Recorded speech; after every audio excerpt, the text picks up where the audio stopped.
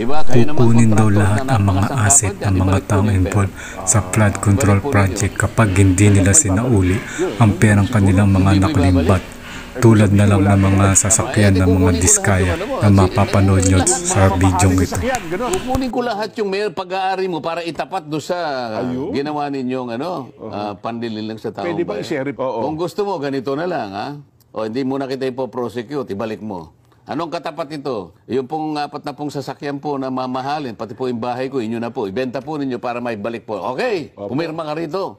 Bid ako doon sa isang sasakyan. Paborito ko yung ganda ng isa. Cadillac, white and black.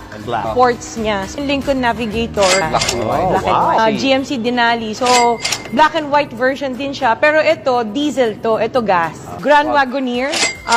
Yung Suburban. Kasi Alphard. So, ito yung Dodge Ram. And then, the Tundra na Toyota. So, the Toyota Sequoia. RD Pro. Tapos ito yung capstone, yung high-end niya. Yung X5, tsaka yung F-Pace na Jaguar. Altera, Mercedes-Benz, GLS. The S-Class, the Volvo XC90, the Autobiography Range Rover. 2020, the Evoque. Then, Defender, natin yung long wheelbase. LM, yung Lexus na, yes, the higher end of the Alphard. Of course, yung LC2.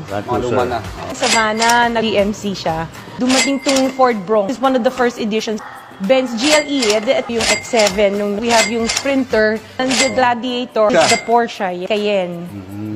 Maserati. This is the G63. Benz na Avantgarde. Dalawang moon buggy, Bentley. Maybach. Mercedes-Benz Maybach.